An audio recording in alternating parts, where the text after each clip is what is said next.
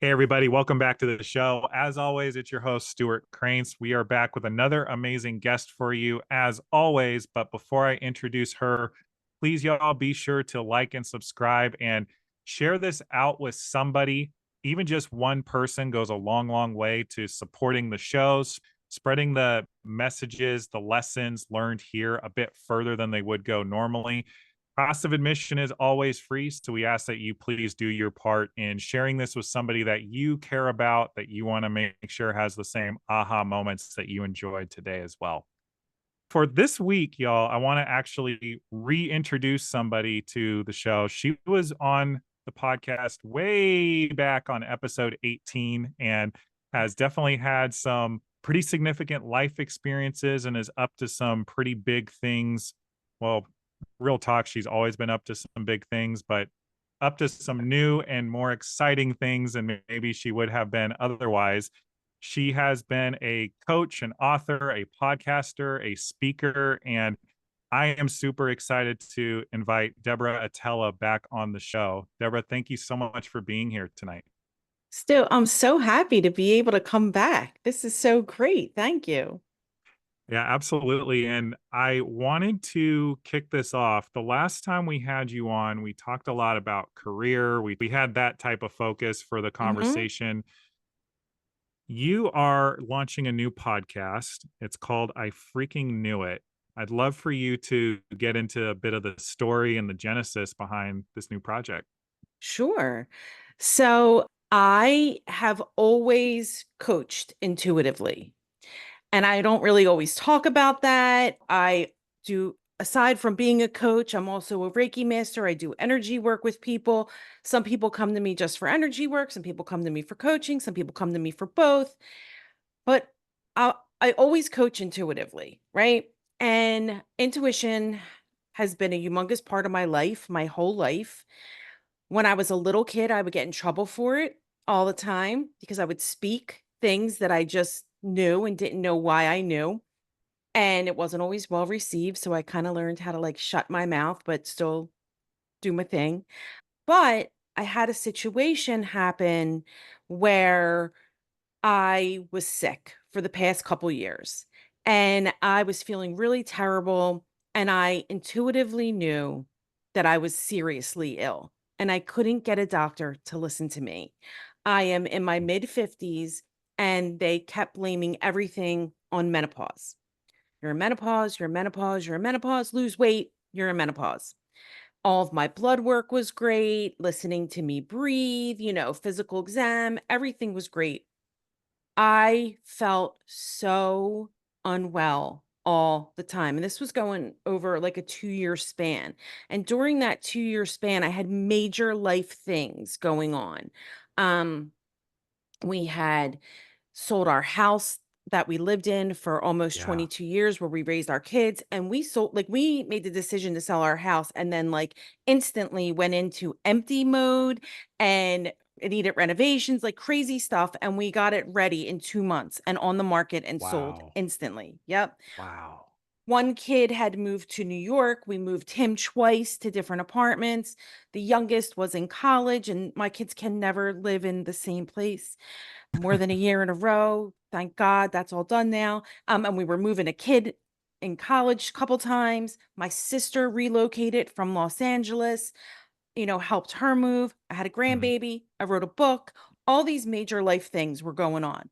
Got COVID, you name it. All different things happened, right? And so yeah, was originally thinking, okay, I'm just so worn down from running around so much. Then I started to think and feel like this is something more. And something inside me kept saying, you're really sick. You're really sick. And Mm. I kept going to the doctors. They're like, nothing, nothing, nothing, nothing, nothing. But I intuitively knew how sick I was. And I had to find somebody to listen to me. And so I just sat, I meditate, pray every day. And I'm like, Where do I go?" And then I intuitively got, go to a cardiologist. And I have a family history of heart disease. And so, I was being proactive on, keeping up and making sure I didn't have any of that, come in my way. But I just knew that this doctor, and I loved her, I had seen her years ago, would figure out what was going on with me. Yeah. And so I tell her all these things. And one of the weird symptoms that I had was I would lose my breath when I was talking, which is not normal. Interesting. Uh, right? Very weird.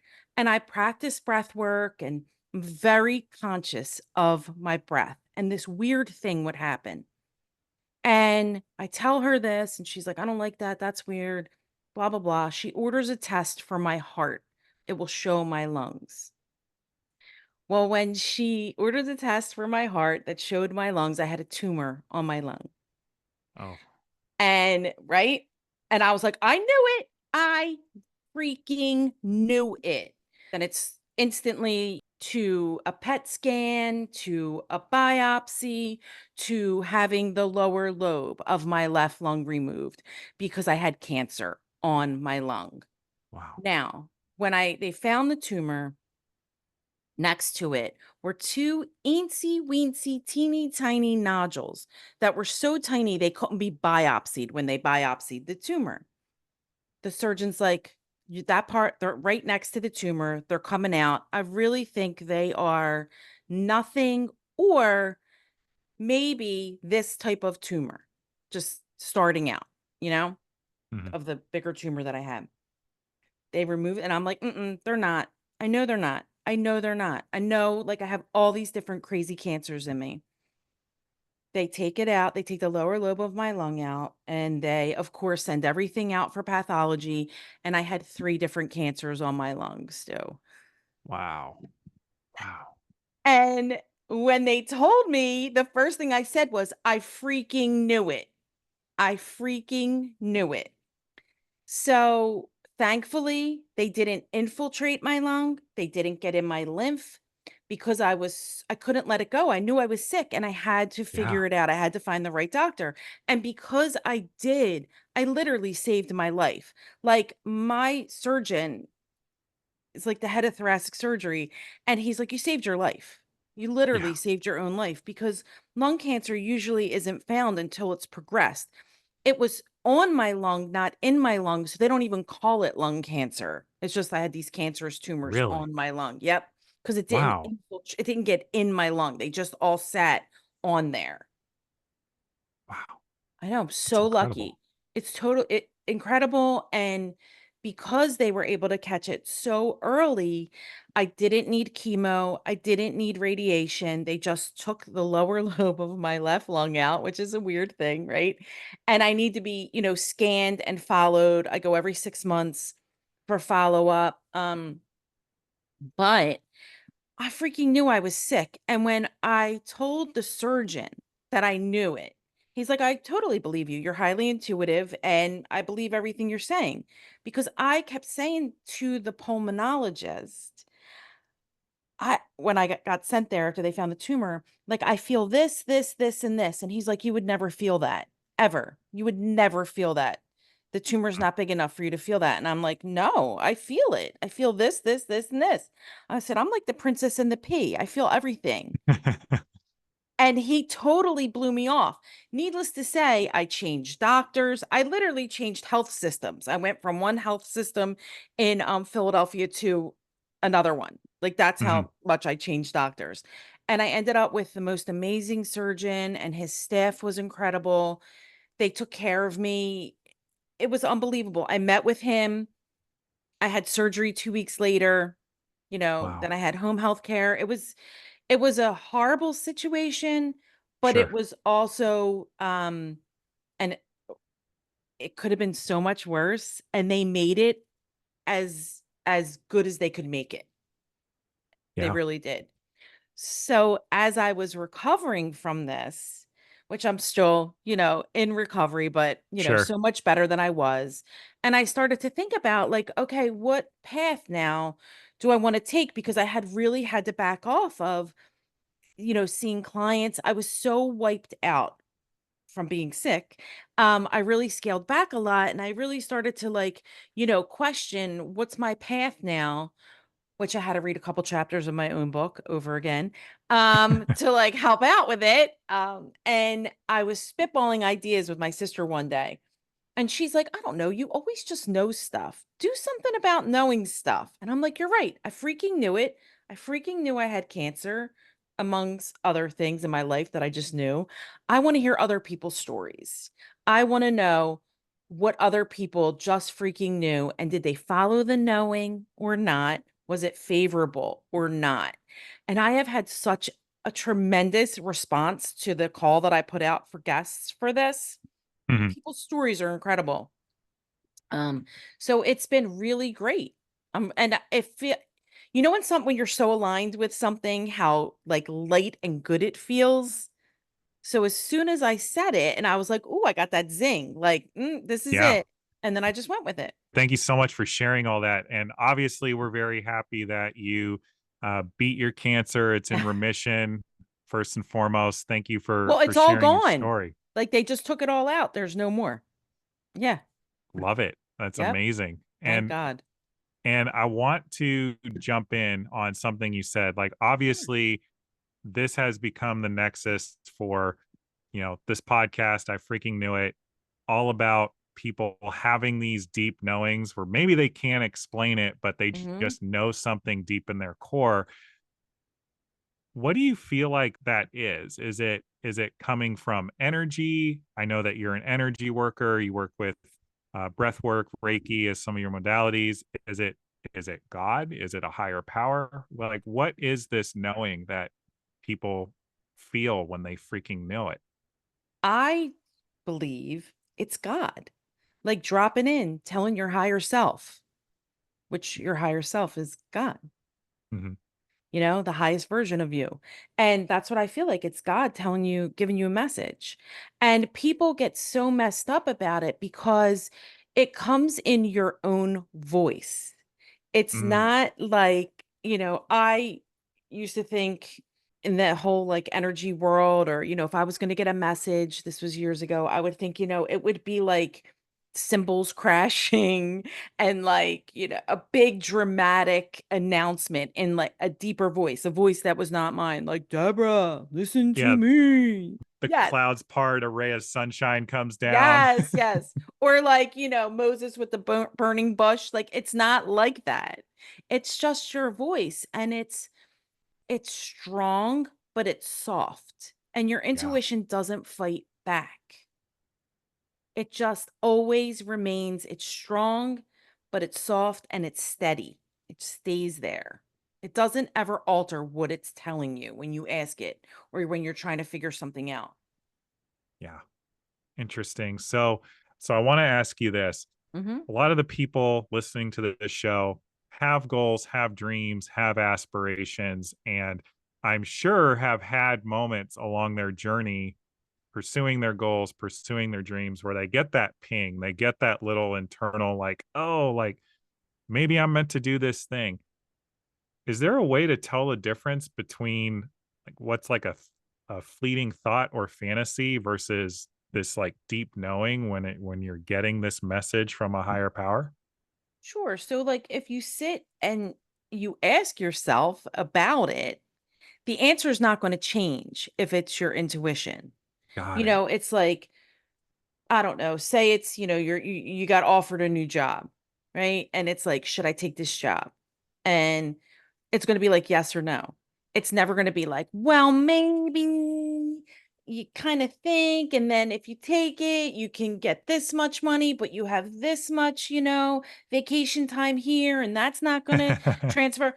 That's all your fear and your ego talking. But if it's a true message, a true intuitive feeling message, every time you ask the question, you're going to get the same answer over and over and over again. So that's how we're able to tell if this is just a fleeting, like, I should take up acting versus I am meant to be an actor. This is what I'm going to go pursue. Yes. And with things that are fleeting, they don't last long. Those thoughts don't last long. They're like here today, gone tomorrow. So just sit for a little bit of time. Give yourself that grace to just sit with it for a little bit of time. Don't make an instant decision. As coaches, we're never like, just go quit your job. Yeah, no. No, and never. We never tell people to just go quit your day job. You got to make sure your bills are paid. You got to make sure you're taken care of. Yes, pursue your dreams, but do it in a smart way. Yeah.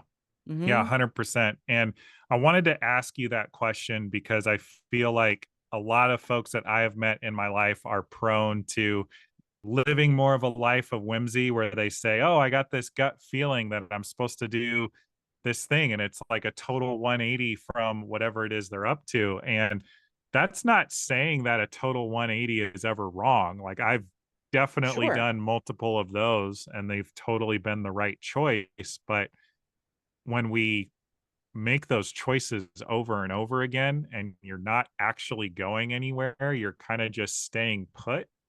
That's what I wanted to ask about. And Mhm. I guess maybe to just go there with you, like if you're someone who's trusting the whimsical nature of excitement versus your gut, like what is the coaching you would provide somebody in that situation?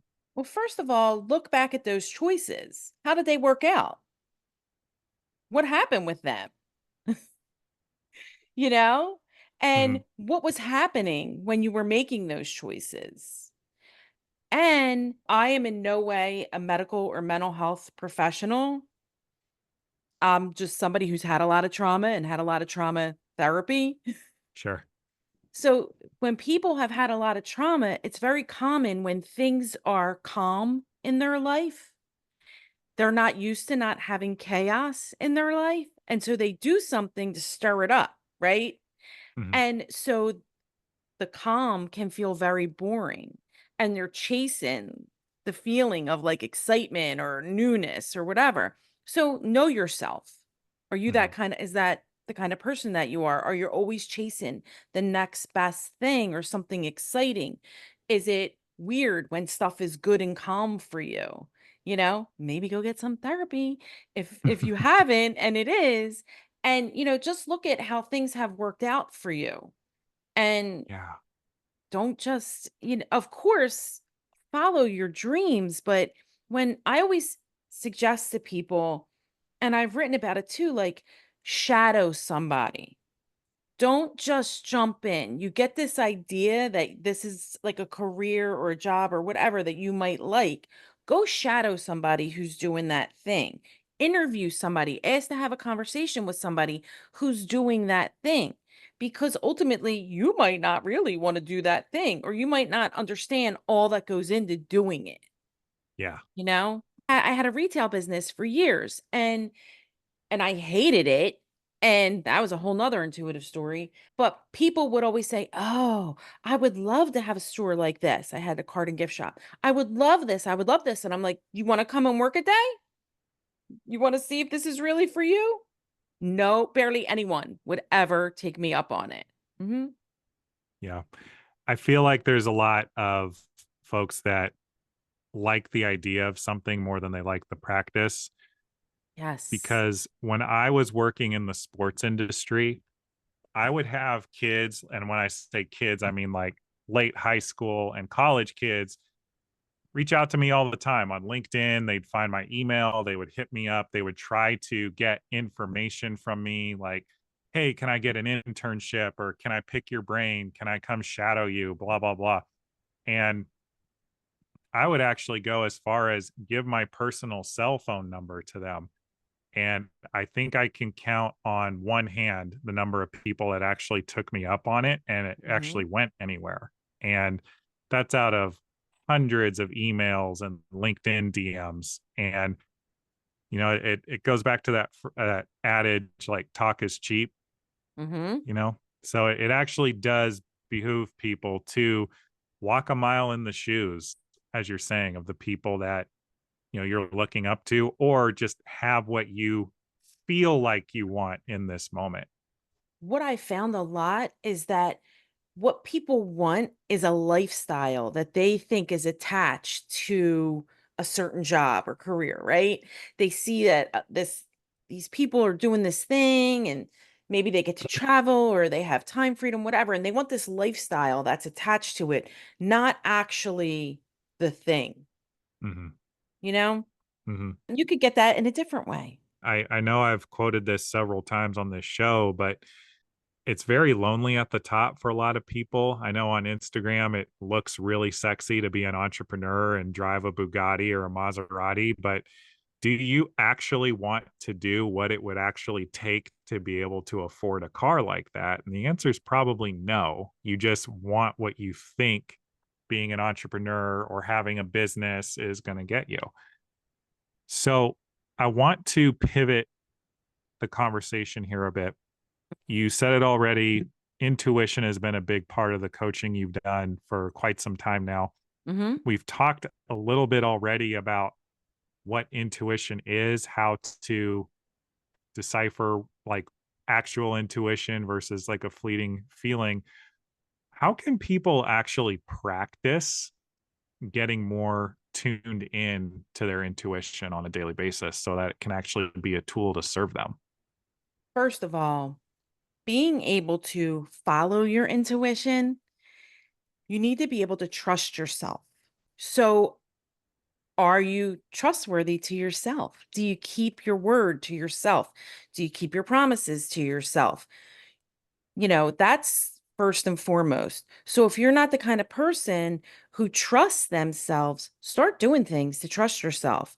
Like make a deal with yourself. When I walk in the door, I'm going to hang my coat up in the closet and then do it. Or I'm going to move my body for 5 minutes every day and move your body for 5 minutes every day. Start small and start keeping those promises to yourself so that when the time comes, you can trust yourself to make the choices that are going to be what serves you best. Then start doing little things. Like if you're out for a walk and you say to yourself, should I turn left or should I turn right? And both ways to go are safe and okay for you to go, right? Mhm, Everything's equal. And you get an intuitive hit go left, go left. Just little things like that. Do I want coffee or tea? Whatever you get, go with it. Little tiny things like that. Start to pay attention. Listen to that voice. What does that voice sound like? Ask yourself the question again. And did if you got the same answer and what did it sound the same way?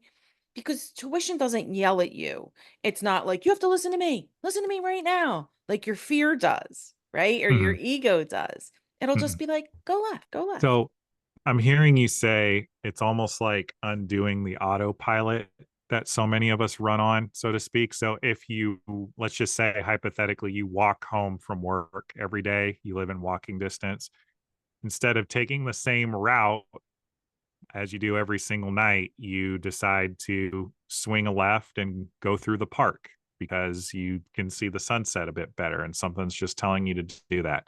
That's following your intuition. Yep, it is. Love it. Totally. Totally. And so I'm hearing you also say that as you continue to build this muscle of developing your intuition, you begin to trust it more and then you begin to trust your intuition. Absolutely. How does this tie into one's overall self confidence? I think that, and what I've seen with my clients and in my own life to be true, the more I keep my word to myself, the more I trust myself, the more my confidence increases. And when my confidence increases, I'm willing to try things, right? I'm willing to do things that are out of my comfort zone. Sometimes they work out, sometimes, I just get a good story. But by being able to know, like deep in the marrow of your bones, that you got your back. Mhm, You're not going to let you fall. You're going to do what you have to do. You're going to take care of you. You're going to listen to you. You're going to pay attention to red flags. You're not going to dismiss them or talk them away, right? You're mhm, going to do the thing that you need to do. Maybe, I'm just going to use exercise. Maybe you got like some bad numbers going on, cholesterol or stuff like that. And you need to change what you're eating, but you don't really want to because come on, none of us want to. Or, you're not digging exercise, but you know that you need to move your body every day. Start small, start with just a couple minutes every day and track what you're doing. I started meditating in 2012, but I didn't make it a daily habit until 2017. I knew that I felt great when I did it. I knew that it helped me. I also knew that I found it annoying that something could help me like that.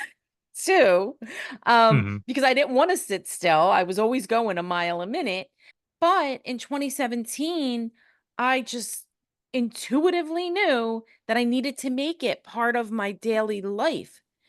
So I put the app Insight Timer on my phone and it tracks your meditations. There's also guided meditations on there, there's Yeah, courses yeah. on there, yeah, the whole nine yards. But every 10 days, you get a little star, it's a milestone. At every 10 consecutive days, you get you hit a new milestone, you get a new star. And in the beginning, that was enough. And I didn't even know about celebrating myself back then, right? But that was enough for me to be like, "Oh my god, I did 10 more days and I got a star. Yay me." And Heck then, yeah. right? And then I learned about, when I went to go get certified for coaching and I learned about celebrating yourself and wins and all those things.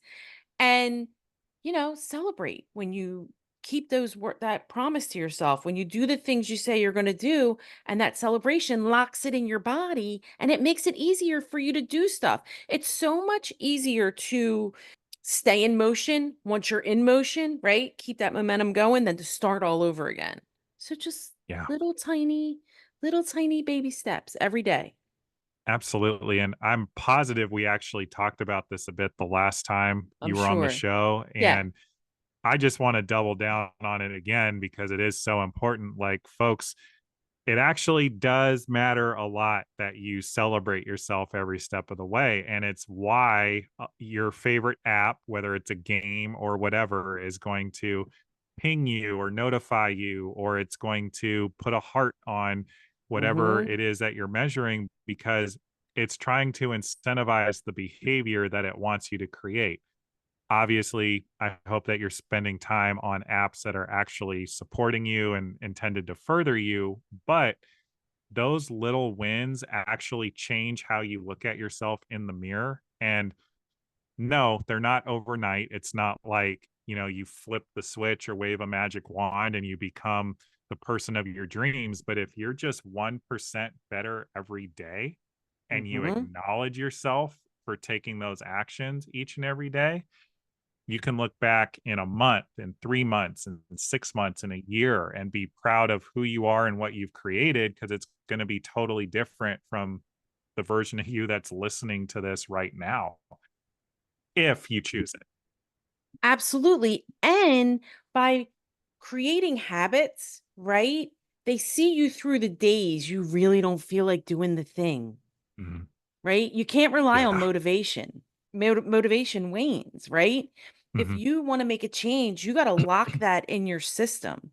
You got to make sure that you're going to show up even on the days, when you're not feeling it. I was in the hospital on massive amounts of painkillers. Okay. Like massive amounts of drug. I had a chest tube. Like it was serious, right? I was Mhm. out of it. Guess what? I never missed a day. I Love it. never did not meditate. Yes. Yeah. Love that. I still was like, where's my phone? My daughter and my husband were like, what are you talking? I'm like, I need my phone.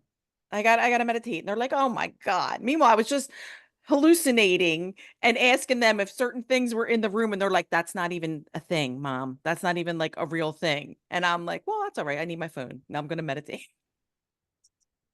I want to share this if I can. It's a quick story, but you're sharing your recent trips to the hospital. Hmm. 34 years old. I've had 5 back surgeries. I've had staph a couple times. Like I've been in the hospital a lot and way too many times during my 20s, to be sure. And I can actually call this like the genesis of, I feel like when I really started leaning into my intuition and trusting it. I was laying in the recovery room after my fifth and final back surgery, still high out of my mind on the anesthesia, and could barely talk. I was eating the ice chips, just to give you an Hmm. idea of where I was at. And I just had this just absolutely drilled all the way down to my soul, knowing in my body that I don't know how, I don't know why, I am somehow causing myself to keep ending up back in the hospital every 18 months to 2 years. And that was about the cadence I was ending up in the hospital from age 20 to 28. Like I really had a rough go of things in my 20s. And I was somebody who would blame everybody else. Nothing was my fault. There were always reasons I couldn't take care of myself the way I should have been, to prevent my health issues.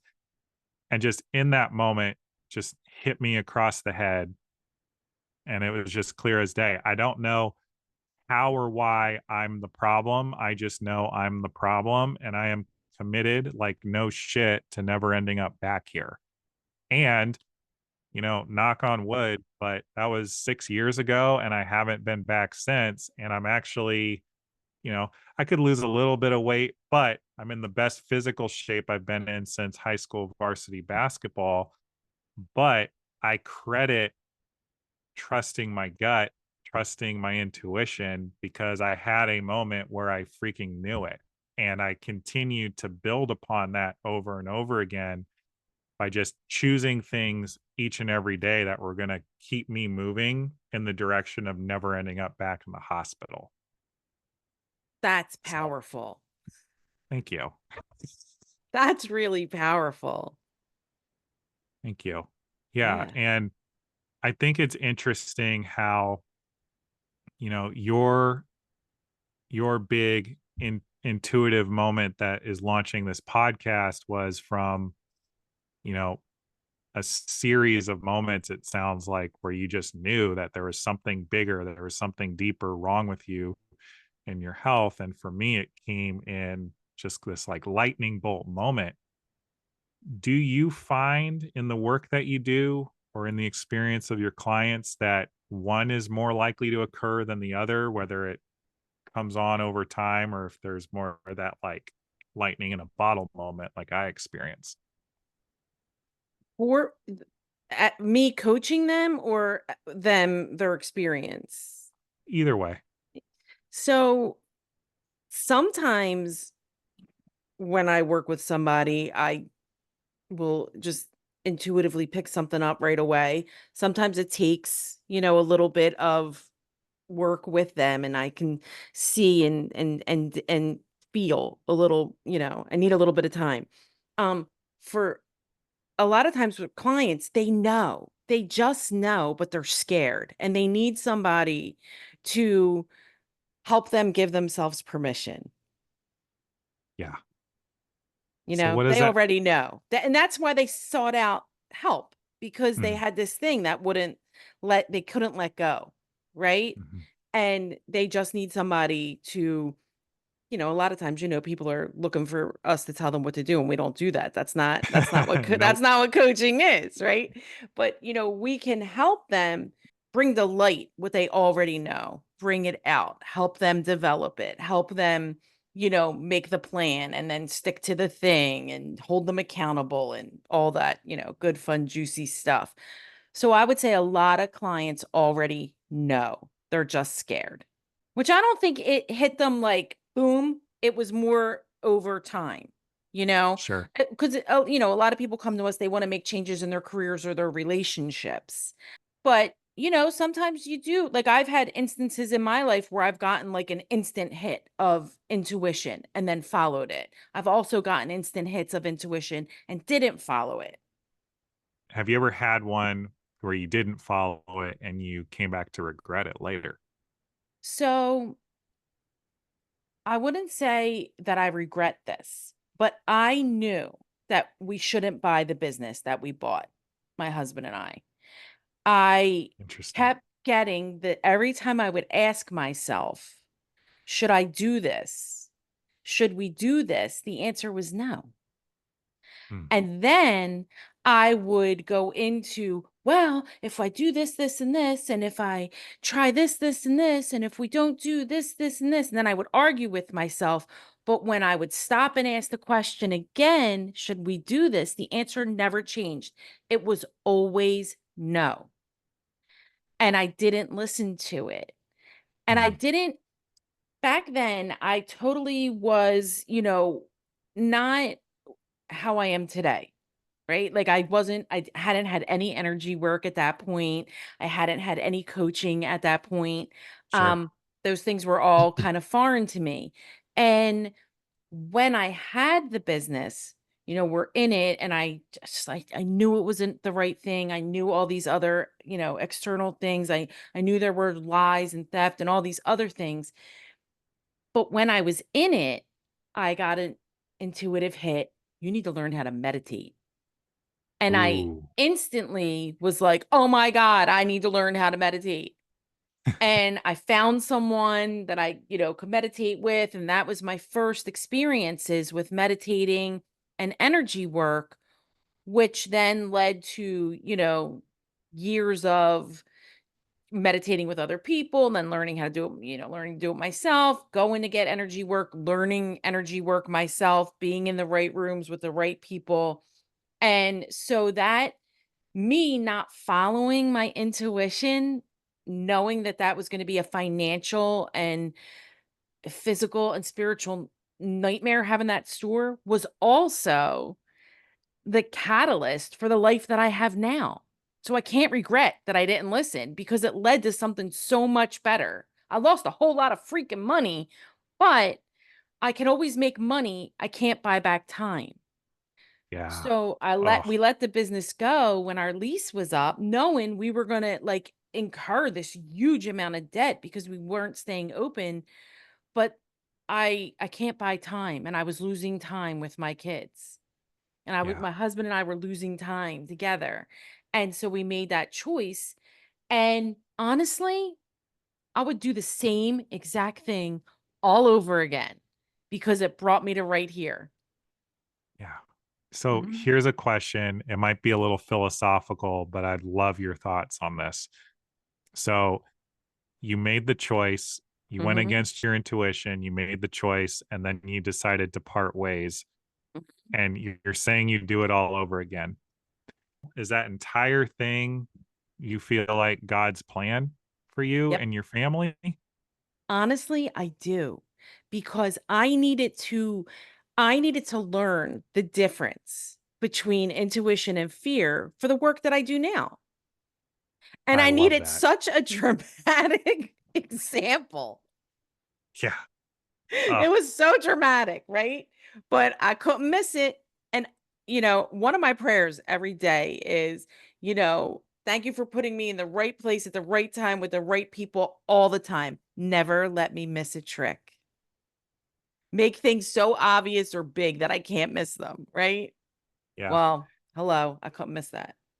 You know what's so funny? I'm actually glad you said that because I have made a lot of big mistakes in my life. Like I kind of highlighted one already. I could have taken care of my body at any point in my 20s and I probably could have gotten away with maybe one or two back surgeries and definitely no staph infections.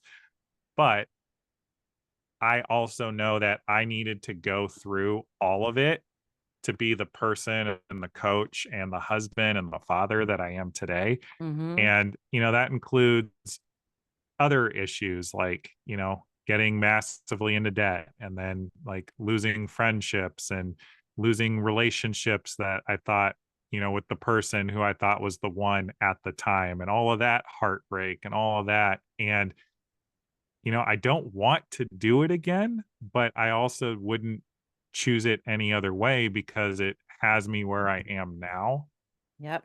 with the perspective that I have now, building the life of my dreams and one that I'm actually proud of when I look at myself in the mirror.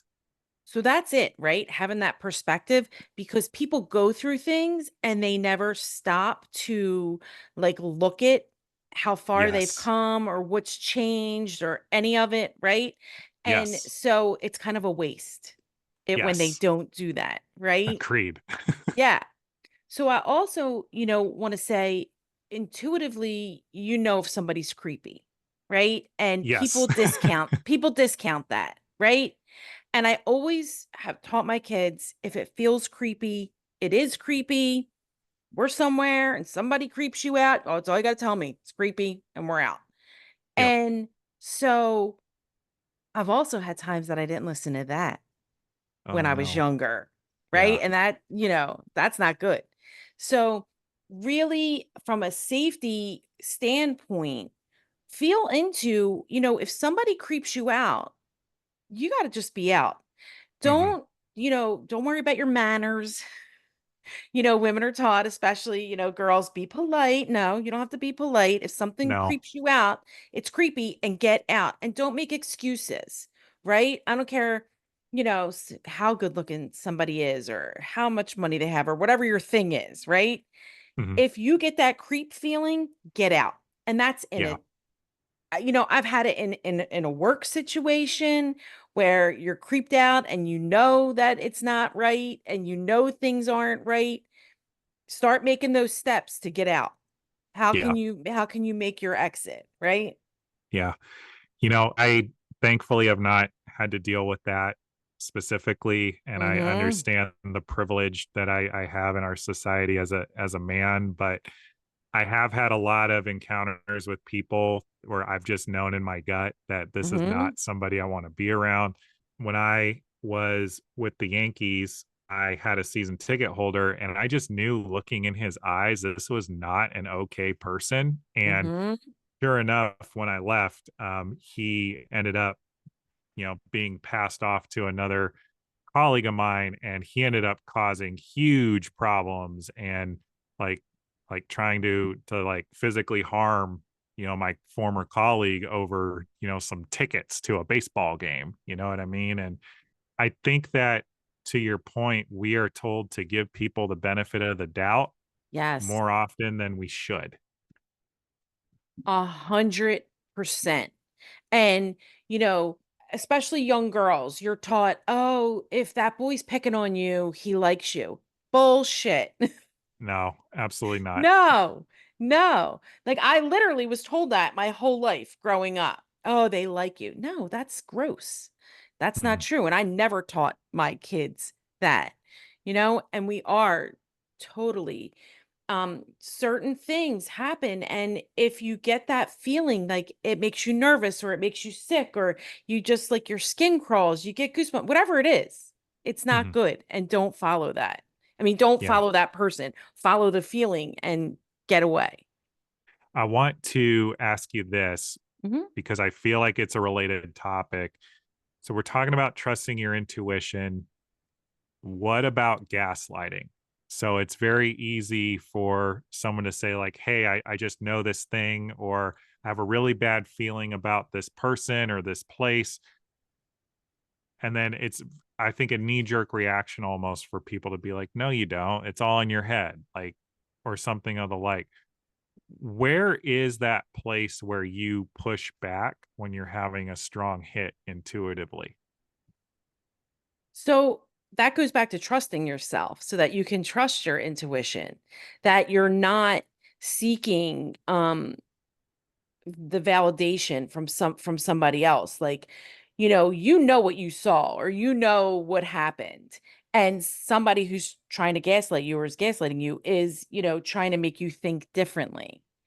But if you have such a strong conviction within yourself and you know that you trust yourself Mhm. and like I don't know like what's in your heart to be true, then you have to go with what you know and what you think, not what that person is telling you. And a lot of times, that goes back to red flags that were missed with that Mhm. person, Mhm. right? And you're giving that person the benefit of the doubt, or there's something about that person. Maybe you think they're smarter than you, or more educated than you, or whatever it is. You think that they know more than you. Mhm. And I really think it boils down to being able to trust yourself, to stand strong enough within yourself and your beliefs and your convictions to be like, I know what I saw. I know what it is. I know what happened, you know? Yeah. Yeah, and I want the folks listening this to hear that, speaking up, setting the boundaries where necessary, not only is it getting you what you need in the short term, whether it's safety or, just asking for what you need in a certain situation, but it's also going to go a very long way to building your credibility with yourself and therefore your self confidence. And to tie this all the way back, it's also going to strengthen your intuition even further if you have that confirmation that, oh, yeah, that dude was a total creeper. I definitely had to cut that date short at 10 minutes and sneak out the back of the bar.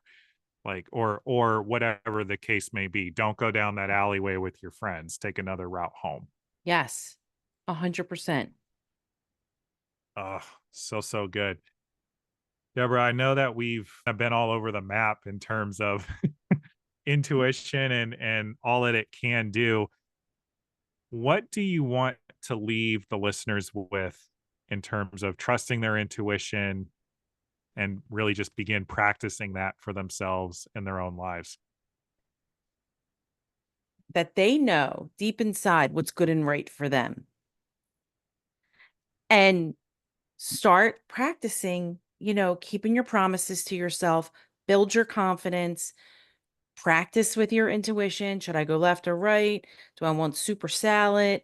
You know, whatever, the little tiny things. Start practicing, but most importantly, build that relationship with yourself, increase your confidence so that you trust yourself. Deep down, you know what's good and right. Love that. I love that. And I wish we had some more time, but we're going to have to bring this episode to a close. Where and when can they start listening to your new podcast, and how can they get in touch with you off of this podcast to continue the conversation? Sure. So the podcast will launch at the end of the summer. We're recording in, midsummer. It will be launched by the end of the summer. They can always find me at my website, which is just my name, deborah.atella.com. I'm on Instagram. That's the easiest place to find me, at Deborah Atella. Awesome. And as always, folks, we will have all of Deborah's contact information made readily available absolutely anywhere you're finding this podcast, in the show notes, in the comments section, in the description. So please, please, please continue the conversation offline, and also connect in with her, especially if Deborah is someone that can support you in getting more in touch with your intuition and unlock some new results for yourself in your life. Deborah, we are going to have to wrap this up, but as always, what are you acknowledging yourself for today? Today, I kept my promise to myself. It's like 97 degrees, but I had to Oof. move my body. So I went to the gym and did it instead of being outside where I really wanted to be. And how did that build that credibility for yourself? I literally skipped out. People think I'm crazy. I'm always like doing something to celebrate myself. If you Heck would yeah. just see me out in the wild, right? They're like, what is that woman doing over there? I literally skipped out and I was like, I love me. I keep my promises to me. I was saying these things to myself as I got to my car. I love that. Can I Mhm. acknowledge you for something real quick? Sure. So, what I want to acknowledge you for, just as a friend and also somebody that I think brings a lot of value to the world, it's very easy for us to go on Instagram these days, see a lady, dressed up in her boss girl attire and being like, I love me. And then there's actually going out there and practicing it and doing it. So I want to acknowledge you as being somebody who's walking the talk, isn't just doing it for show, but is actually utilizing it as a practice so that you actually can have a joyful, amazing life and love yourself in the process. And I know that you are a shining example for all the folks that are going to listen to this episode. So thank you so much for being here today. Oh my God, that's so nice. Thank you. I value integrity. It's one of my, main values, and I have to have integrity with myself. I can't coach somebody and not do what I'm saying, right? Yeah. No, absolutely. Yep, Absolutely. You wouldn't be a good coach if that were the case. absolutely. Yes. Amazing. Deborah, we're going to have to go. But folks, this has been another episode of Your Inside Track to Success. I know you got value from this week's episode, so please share this out with at least one person, particularly somebody that you want to make a difference for. Again, cost of admission is totally free, costs you nothing, but it does help make the world a bit better place, person by person, relationship to relationship. We'll be back next week with another amazing guest or message. We will see you then.